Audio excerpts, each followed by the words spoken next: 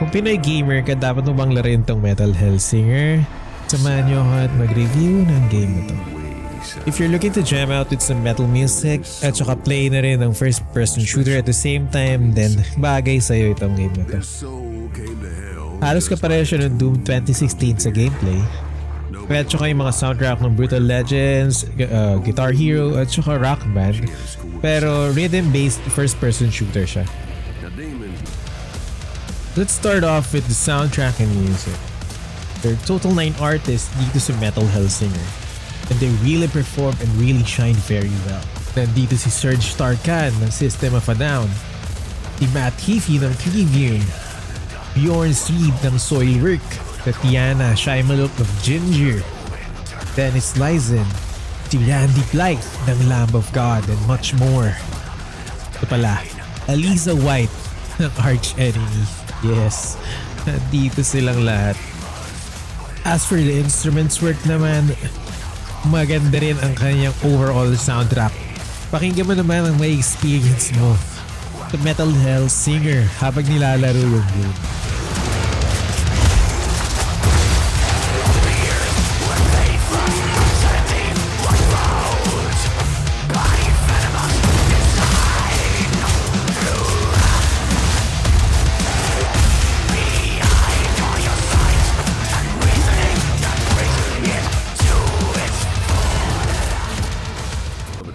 Alongside ng game na to ay may kasama kayong narrator at saka kasama niyo rin siyang companion, which was voiced by Troy Baker, a well-known voice actor na feature na sa various video games.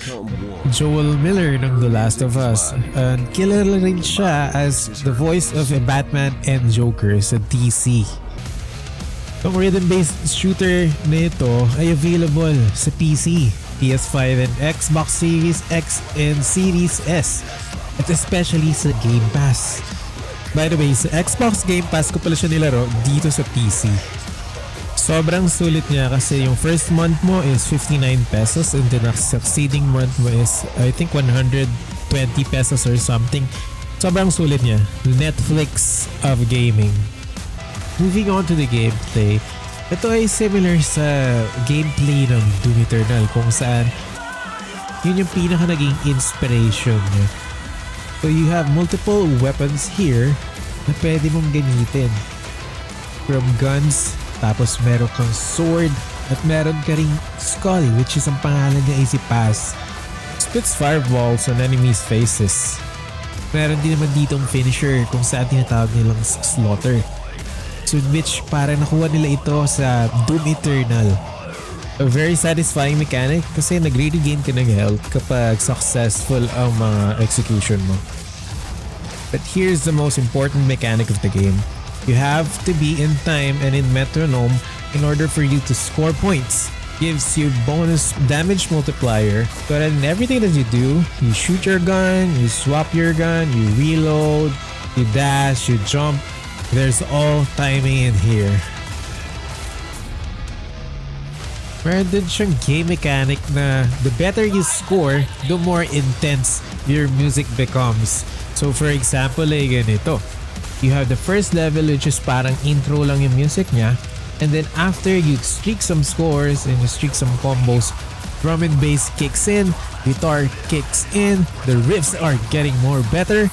And then the next one, yung multiplier 16 niya is magkakaroon na ng vocals yung inyong music, which is the better you play, mas intense.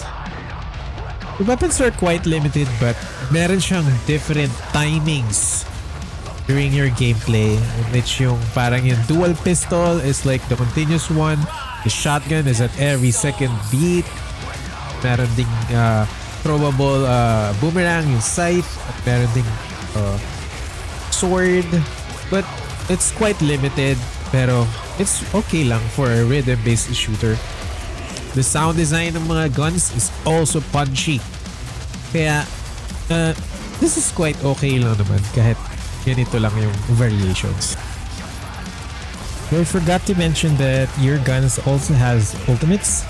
Each of them ay may very different special abilities like yung shotgun which creates a very powerful shockwave after you use your ultimate.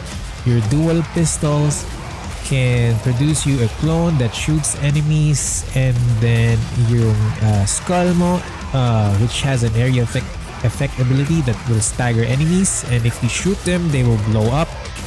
So, much more okay din naman pala yung variations ng mga baril. Throughout my playthrough, ang ginamit ko lang na weapons madalas is yung dual gunslinger at saka yung boomerang. Medyo kabisado ko sa yung tempo ng dalawang yun. Really depends on your playstyle and tempo kung paano mo chambahan yung rhythm mo. You have the shotgun, which is I think parang half note. And you also have the crossbow, which is exploding yung arrows niya, which is in full note. But you take note na hindi mo kailangan maging musically inclined para malaro itong game na to. Okay lang naman mag-miss ka to sa perfect beats. Kasi hindi naman siya punishable ng sobra kasi makakabaril ka pa rin. Though mawawala nga lang yung mga multipliers mo at saka yung mga combos mo. But it's a good start if you're planning to be musically inclined and in metronome ang ikana nila. Along progression ng game, meron ditong mga zombies na they come in bunches. Meron din namang slow pero bumabaril siya na medyo makunat. Meron din namang sobrang kunat at sobrang bagal. Pero kapag tinamaan ka niya is medyo masakit at malaki yung bawas sa iyo. Merong flyers na naglalagay ng mga traps. Merong teleporters na meron silang area of effect, which is very annoying. At meron din naman yung parang bumabaril siya ng slow at saka poison. Medyo annoying dito is yung elite na may malaking shield na the only way that you can kill this beast fast is gamitin yung sword, which is very nakakawala ng timing if you're already on rhythm doon sa iyong dual gunslinger. Okay lang siguro kapag sineparate nila yung gun mo to melee like in other games, so you have your specific quick button para maggawa ng melee. Pero sana gawa nila ng feature ito in the near future or if may succeeding game pa sila nalalabas. The deeper the level you are, the more variations ng enemies at saka meron mo mga upgraded enemies na magkakaroon lang sila ng slight variation para ma-throw off yung mga timings mo. Pero overall, maganda yung mga design ng enemies. Yun lang, parang nakukulangan lang ako doon sa mga enemy types, especially dun sa boss. Yung boss kasi maliban dun sa final is magkakamukha lang sila, and the difference is yung shooting pattern nila at saka yung attack patterns nila. So in terms of stage design and yung layout, meron kang mga simple corridors na meron lang mga enemies na nandoon.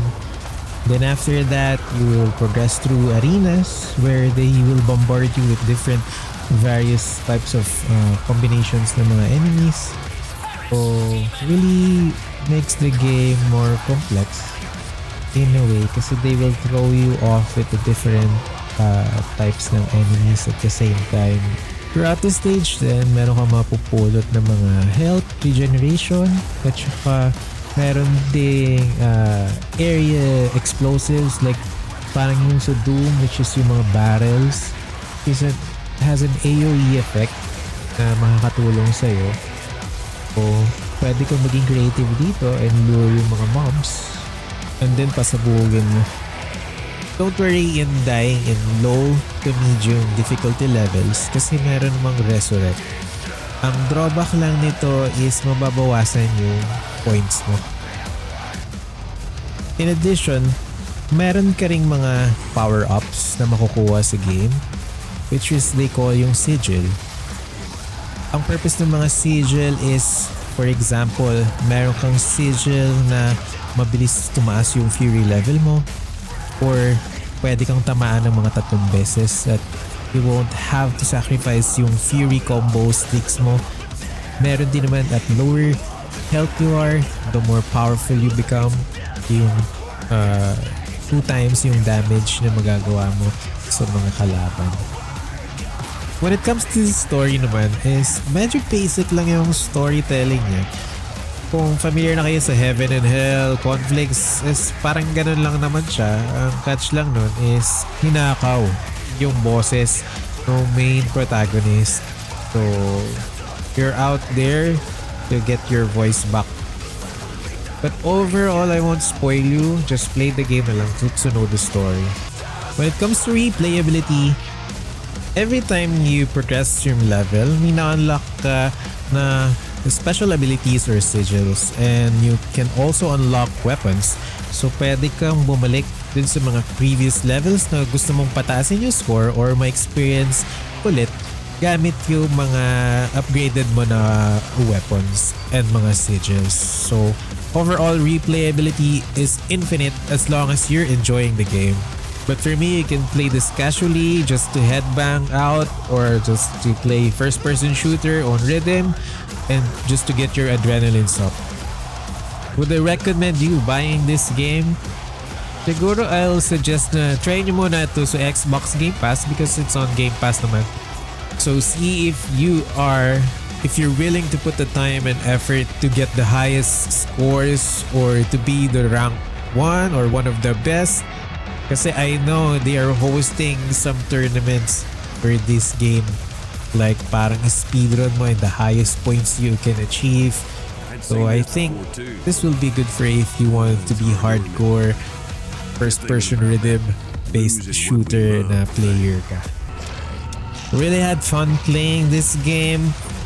Napapa-headbang niya ako at saka napapa-stomp ko yung feet ko in Metro just to be in tempo. So I hope you try out this game. Give this game a shot if you're a metal lover, and if you're not, and if not, mahiligan mo na rin ng metal music dahil dito. So thank you guys for watching my review, and I'll leave you guys with just a little arena mode. Thank you guys. See you on my next review. Bye.